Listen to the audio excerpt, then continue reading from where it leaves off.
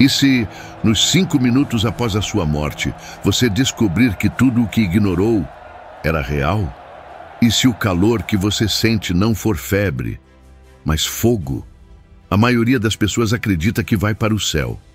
Mas Jesus nunca disse isso.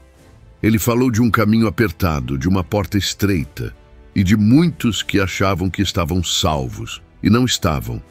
Entrai pela porta estreita, porque larga é a porta, e espaçoso o caminho que conduz à perdição, e muitos são os que entram por ela. Evangelho segundo São Mateus, capítulo 7, versículos 13 e 14. A alma não precisa de tempo para entender. Ela sabe. Nos primeiros 5 minutos, a alma vê, a alma sente, a alma reconhece o lugar onde entrou, mesmo sem nunca ter estado lá. E o que Jesus disse sobre esse lugar vai aterrorizar até os que acham que têm fé. Hoje você vai entender por que o inferno é o destino mais evitado nas conversas, mas o mais real na eternidade. Bem-vindo ao canal Histórias do Sagrado. Inscreva-se agora para não perder as próximas revelações. Não há sirene, não há aviso. Um segundo antes, tudo parece normal. Um segundo depois, tudo já passou. O homem atravessa a rua como fez 1000 vezes. Um carro, um barulho, o impacto, o silêncio. Pessoas gritam, mas ele não ouve, porque ele já não está mais ali. É nesse instante, entre o último fôlego e o corpo no chão, que a alma começa a despertar. Ela se levanta, confusa, mas não sente o peso do corpo. Ela vê seu corpo, mas não o controla. Algo dentro dela reconhece. Acabou. Nos primeiros segundos, muitos ainda tentam falar. Querem voltar, avisar, gritar, mas não tem boca. Não tem cordas vocais. Estão conscientes, mas já fora da carne. E é quando o ambiente muda, uma presença começa a se afastar, a presença de Deus. Não porque ele os rejeitou naquele momento, mas porque a alma o rejeitou por toda uma vida. O terror não começa com fogo, começa com ausência. Aqueles que nunca quiseram o sagrado agora percebem o que significa viver sem ele, para sempre. A alma sente um puxão, não há túnel de luz, há uma queda, um escurecimento, como se estivesse sendo sugada para baixo, com sons cada vez mais surreais, lamentos, gritos, frases repetidas em desespero. Nesse momento, ela começa a entender. O que era metáfora sempre foi literal. Jesus nos dá um vislumbre dessa realidade brutal. E aconteceu que o pobre morreu e foi levado pelos anjos ao seio de Abraão, e morreu também o rico e foi sepultado. E no inferno, estando em tormentos, levantou os olhos e viu ao longe Abraão e Lázaro no seu seio. E clamando disse: Pai Abraão, tem misericórdia de mim e envia Lázaro para que molhe na água a ponta do seu dedo e me refresque a língua, porque estou atormentado nesta chama. Evangelho segundo São Lucas, capítulo 16, versículos 22 ao 24. Esse homem acorda em tormentos. Não é um sonho nem uma alucinação. É um estado real, vivido por uma alma que viu, sentiu e gritou, mas não foi ouvida. O mais assustador, ele sabia quem era Abraão, sabia quem era Lázaro, sabia que havia um céu, ou seja, ele tinha conhecimento. Ele teve chance, mas nunca se entregou. Nos primeiros 5 minutos, a alma não apenas reconhece sua nova realidade, ela se lembra. Cada advertência ignorada, cada pregação zombada, cada apelo deixado para depois, tudo volta como um eco de condenação. O inferno não é apenas dor, é memória. E se a sua alma também lembrar, a alma não dorme, ela não desliga. Ao contrário, quando o corpo se cala, a alma desperta com uma nitidez que jamais experimentou em vida. Nos minutos que se seguem à morte, não há distrações, redes sociais ou justificativas. Não há dopamina, não há ego, não há máscaras. Apenas a verdade, nua, eterna, absoluta. E é neste abismo de lucidez que o arrependimento começa a gritar. A alma percebe que tudo aquilo que tratava como normal, o desprezo pelas coisas de Deus, os pecados de estimação, os aplausos ao mundo, era um caminho. E esse caminho tinha um fim, um destino. Ela sente a ausência de Deus como um frio que corrói, mesmo em meio ao calor do fogo que começa a cercá-la. A sede não é apenas por água, é sede por misericórdia, por tempo, por mais uma chance, mas não há volta. O que mais atormenta a alma nestes primeiros momentos não é o castigo, é a memória. A alma se vê diante de um tribunal interno, onde cada escolha se torna uma acusação. E não há defesa possível. Ela se lembra de quando ouvia alguém falar de Jesus e revirava os olhos. Lembra das missas ignoradas, dos convites para a conversão que ela dizia, um dia, quem sabe. Lembra das vezes que brincava com o sagrado, achando que Deus ia entender, porque afinal todo mundo erra. Lembra de quando preferiu seguir a multidão, mesmo sabendo que a verdade apontava outro caminho.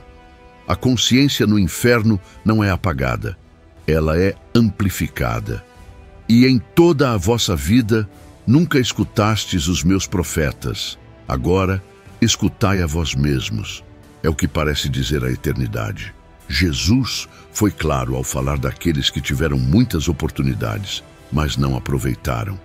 Aquele servo que conheceu a vontade de seu Senhor e não se preparou, nem fez conforme a sua vontade, será castigado com muitos açoites.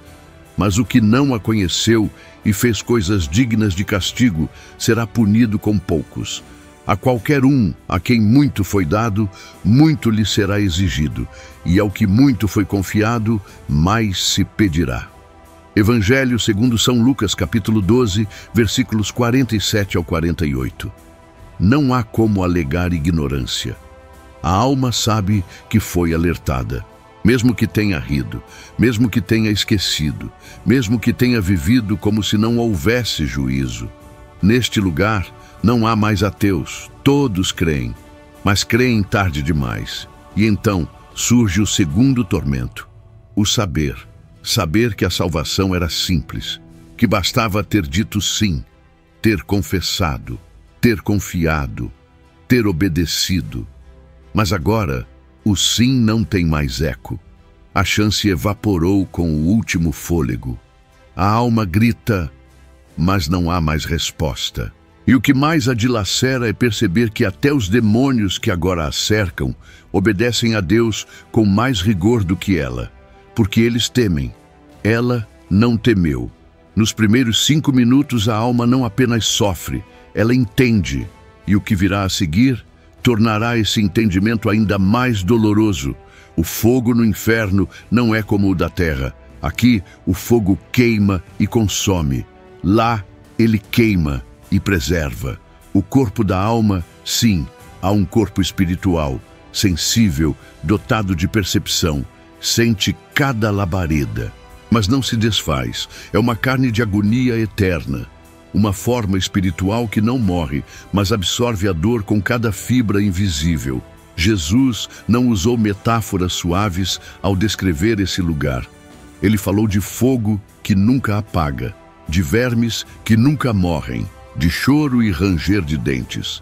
São imagens específicas, repetidas, para que ninguém alegasse inocência. E se a tua mão te escandaliza, corta-a. Melhor te é entrares na vida aleijado do que tendo 2 mãos ires para o inferno, para o fogo inextinguível, onde o seu verme não morre e o fogo nunca se apaga. E se o teu pé te escandaliza, corta-o. Melhor te é entrares na vida coxo, do que tendo 2 pés ser lançado no inferno, no fogo que nunca se apaga, onde o seu verme não morre e o fogo nunca se apaga. E se o teu olho te escandaliza, arranca-o. Melhor te é entrares no reino de Deus com um olho só, do que tendo 2 olhos ser lançado no fogo do inferno, onde o seu verme não morre e o fogo nunca se apaga. Evangelho segundo São Marcos, capítulo 9, versículos 43 ao 48. É um sofrimento total. A pele queima, mas não se desfaz. A língua seca, mas não desaparece. O estômago se retorce, mas não se alivia. O corpo grita, mas não se desfalece. E os vermes devoram sem fim, mas não são vermes comuns, são vermes da alma, são as acusações, os pecados, os vícios que a alma alimentou em vida, agora retornando como instrumentos de sua destruição sem fim. Eles roem de dentro para fora. São consciências vivas, são pensamentos que mordem. Pior do que a dor física é saber que ela nunca diminuirá. Não haverá trégua, não haverá um dia melhor. O tempo não existe. A alma não consegue calcular quanto tempo passou, mas sente que ainda está nos primeiros minutos e que aquilo será apenas o começo. E não há distração. Aqui na Terra, até quem sofre encontra algum alívio. Sono, remédios, lágrimas que ajudam, consolo de um amigo. No inferno não existe alívio. As lágrimas caem e evaporam no calor do desespero. O grito se forma, mas se perde no coro dos que já gritam há séculos. Não existe palavra nova, não existe canção, não há mudança, não há voz amiga. Apenas o som de um sofrimento que ecoa como uma sinfonia dissonante. E se a alma grita por Deus, ela se lembra do que leu, do que ouviu, e as palavras voltam como espinhos. Afastai-vos de mim, malditos, para o fogo eterno. Evangelho segundo São Mateus, capítulo 25, versículo 41. Foi Jesus quem disse isso. O mesmo Jesus que curou, perdoou, morreu e ressuscitou. Também falou com clareza sobre o destino dos que o rejeitam. Ele avisou, e agora a alma sabe. O que ela começa a viver não tem fim. A alma está em chamas, mas não há luz. Esse é um dos grandes horrores que desafiam o entendimento humano. Como pode haver fogo sem claridade? Jesus disse que o inferno é trevas exteriores, mas também disse que ali há fogo eterno. Na linguagem de Deus não há contradição, há revelação. Mas os filhos do reino serão lançados nas trevas exteriores. Ali haverá choro e ranger de dentes. Evangelho segundo São Mateus, capítulo 8, versículo 12. Trevas exteriores. Fora de tudo o que é luz, fora de tudo o que é vida, fora até do universo visível. É uma escuridão que não é apenas a ausência de luz, é a presença do desespero, densa, opaca, cortante. Imagine arder em fogo sem ver sequer a própria mão. Imagine tentar fugir, sem saber para onde. Tropeçar em almas que você não vê. Ser tocado por demônios que você não enxerga. Sentir seus dentes rangerem, não por frio, mas por pavor. Um ranger involuntário, como se o próprio corpo dissesse: não aguento mais, mas aguenta, vai aguentar para sempre. A escuridão não é o fim da visão, é o início da perdição total. A alma sente-se mergulhada num líquido escuro, viscoso, sufocante. A escuridão invade até o interior da alma. É como se ela chorasse por dentro, e cada lágrima escorresse para lugar nenhum. Não há imagem, não há cor, não há horizonte. O tempo não existe, mas o tormento é constante. E o som...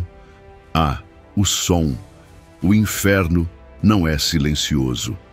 Ele é preenchido por um som que nunca cessa. Gritos, choros, blasfêmias, vozes enlouquecidas que repetem palavras como uma música maldita, ecos que se cruzam, que zombam, que amaldiçoam o dia do nascimento, a hora da morte, a eternidade que não termina. O ouvido, assim como todo o corpo da alma, está ativo, ouve, sente, vibra, mas não se protege. Não há silêncio e não há ninguém. Cada alma sente-se sozinha em meio à multidão, perdida entre milhões que sofrem, mas sem consolo, sem contato, sem comunhão. Lá não existe família, não existe amizade, não existe abraço, nem mesmo o ódio une, porque o inferno separa. Mesmo cercada de seres, humanos condenados e anjos caídos, a alma sente-se como se fosse a única, abandonada no centro de um universo hostil. E então, Outro pensamento a atravessa como uma espada. E se esse fosse só o começo? Jesus nunca disse que isso era o pior. Na verdade, o que ele revelou mais tarde foi ainda mais terrível. O lago de fogo, preparado não apenas para punir, mas para consumir eternamente tudo o que não se alinha à vontade do Pai. O inferno atual, por pior que seja, ainda não é o fim último. A alma percebe. Isso é só o prelúdio do juízo final. Enquanto grita no escuro, sem direção, sem nome, sem identidade, sem esperança, ela entende pela primeira vez o que significa estar totalmente separada de Deus. O inferno não é caos, ele é ordem divina, sem misericórdia. Cada alma sofre de forma única. Não há punições aleatórias, não há confusão no julgamento.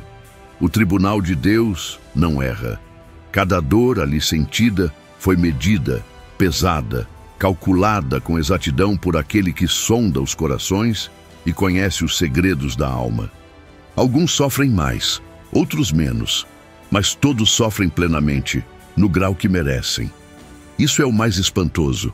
A alma percebe que o castigo é justo. Ela não pode acusar Deus, não pode dizer isso é demais, porque o próprio Deus, em sua justiça absoluta, revelou o critério.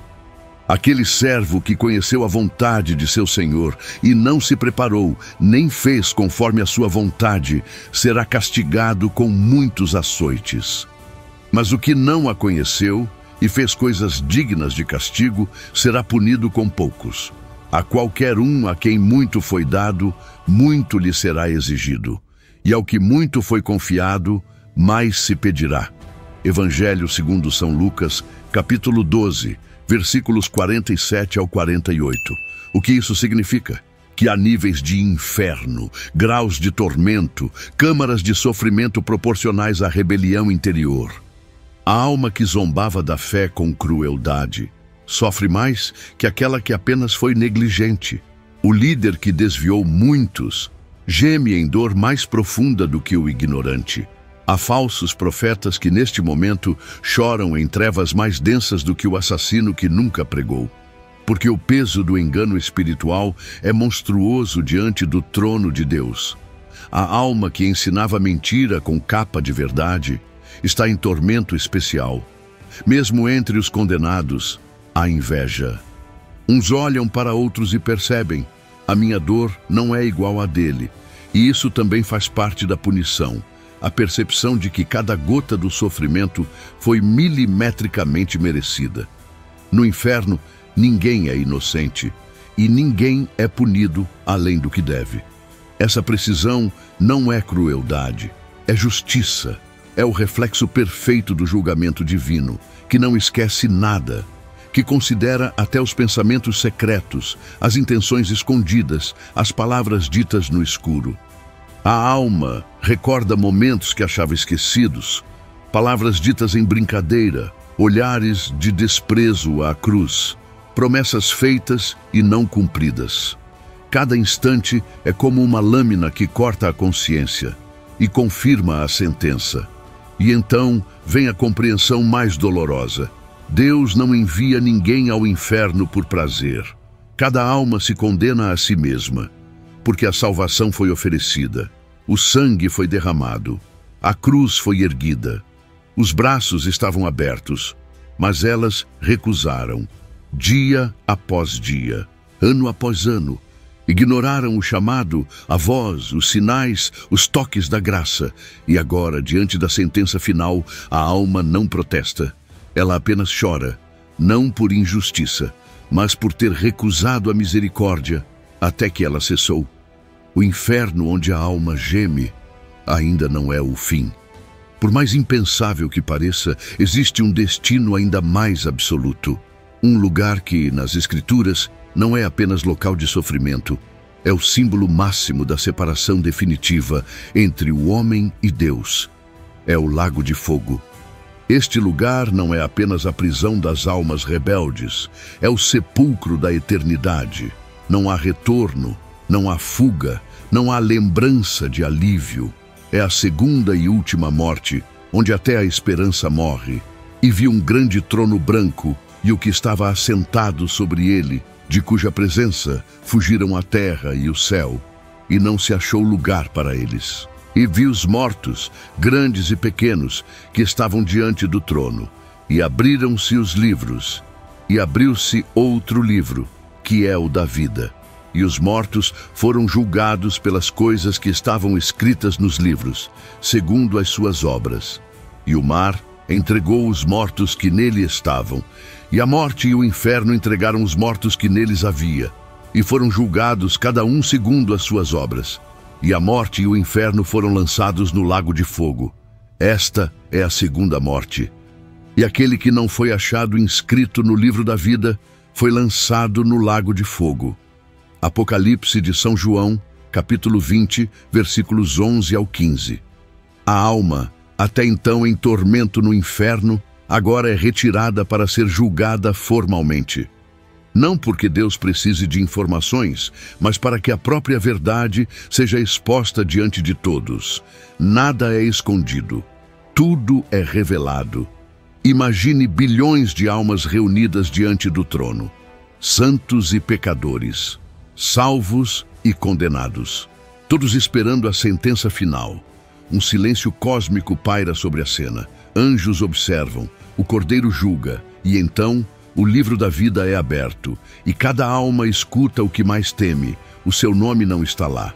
Não há apelação, não há segundo turno. O julgamento é irrevogável. A alma é então lançada no lago, um oceano de fogo líquido, onde até o inferno é lançado. Ali, o sofrimento já não é apenas pessoal, é ontológico. A alma não apenas sente, ela se torna condenação. A segunda morte não destrói a existência, ela destrói o propósito. A alma, agora, é um ser para o qual Deus não olha mais. Ela existe, mas fora da face de Deus. Isso é a morte definitiva. Viver sem jamais ser olhada por aquele que é a origem de todo olhar de amor. O inferno era o hospital da alma rebelde. O lago de fogo é sua lápide. E o que ecoa ali não é o grito, mas o silêncio de Deus. A ausência de resposta, o fim da linha, a eternidade cega. Quem entra ali já não lembra o nome. A consciência se funde ao castigo.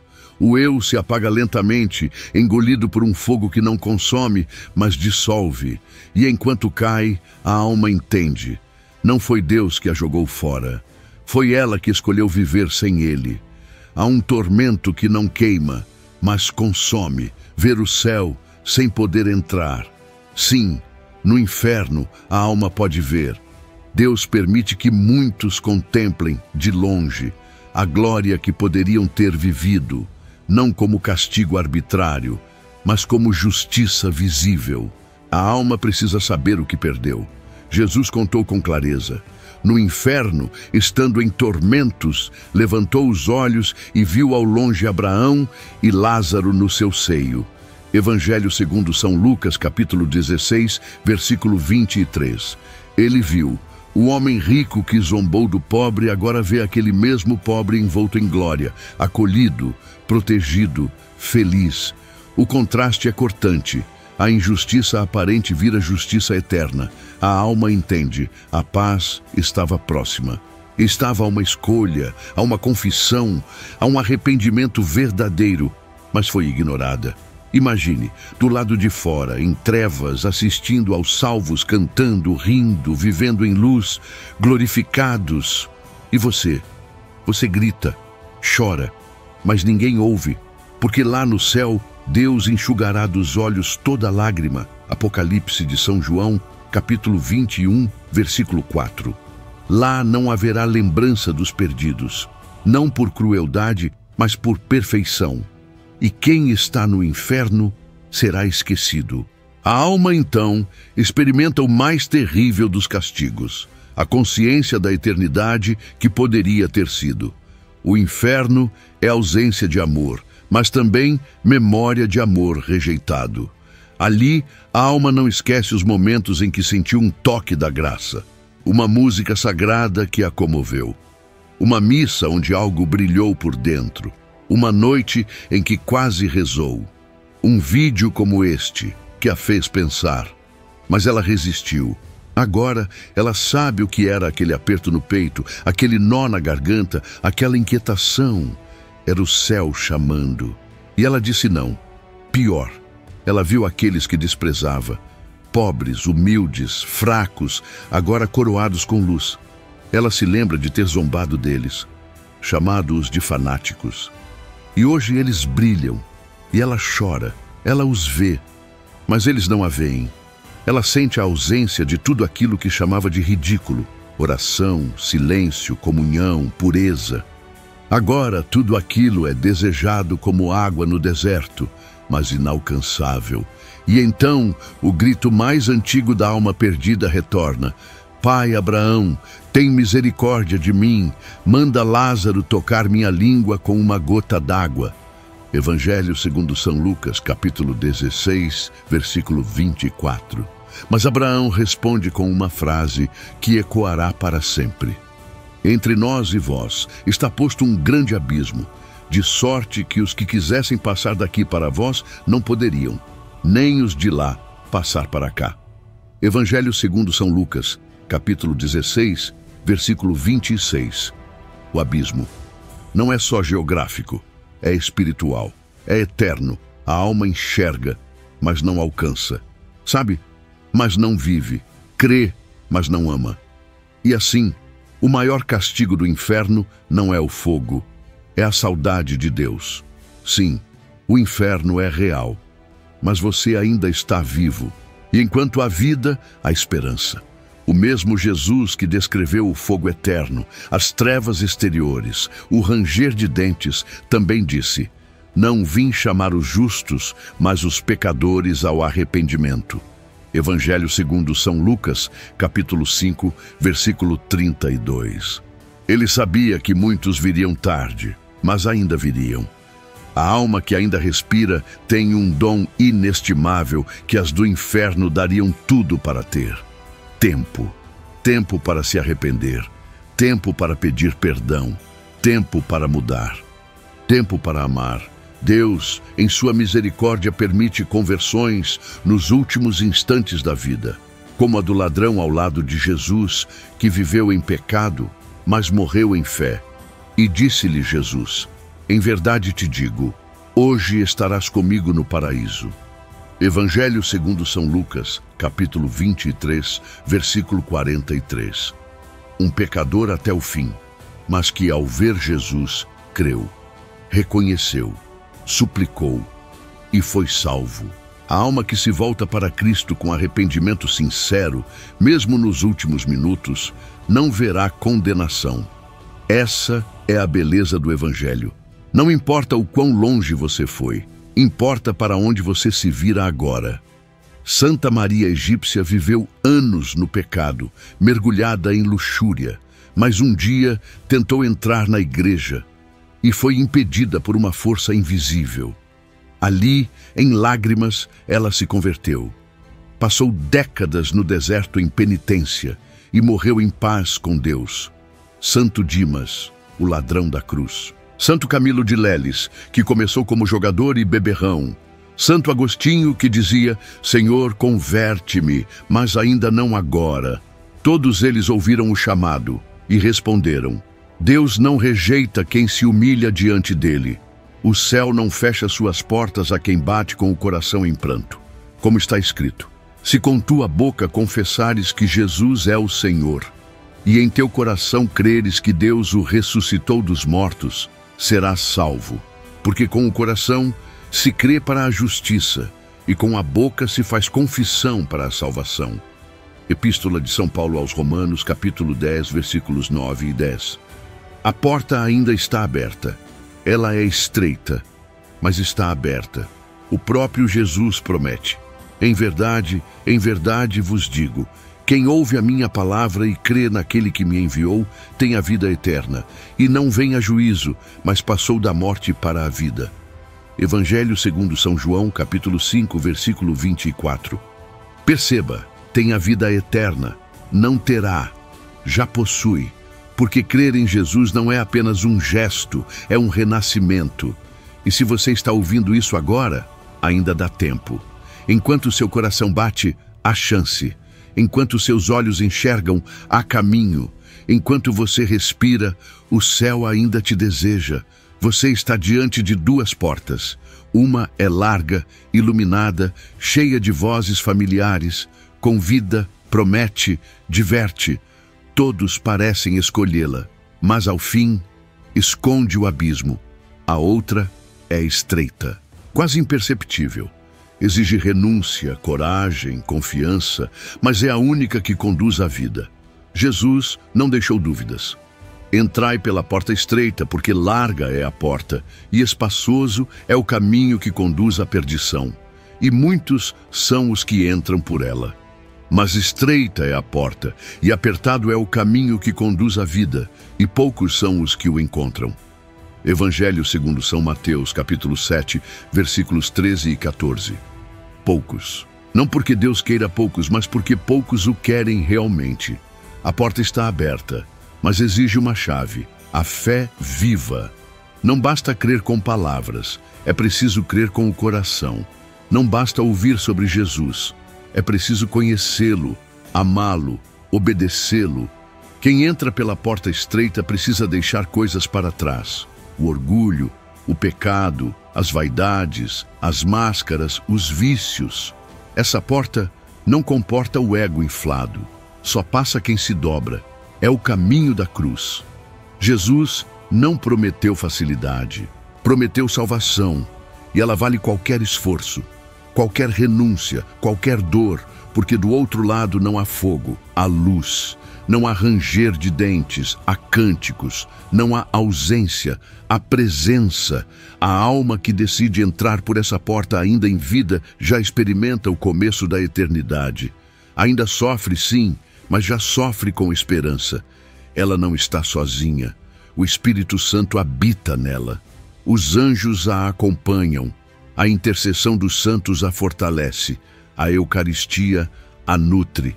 É por isso que Jesus disse: eu sou a porta. Se alguém entrar por mim, salvar-se-á, entrará e sairá e achará pastagens. Evangelho segundo São João, capítulo 10, versículo 9. Ele é a porta. Não há outro nome, nenhum outro caminho, nenhuma outra verdade. Não há religião paralela, energia universal, boas intenções sem fé.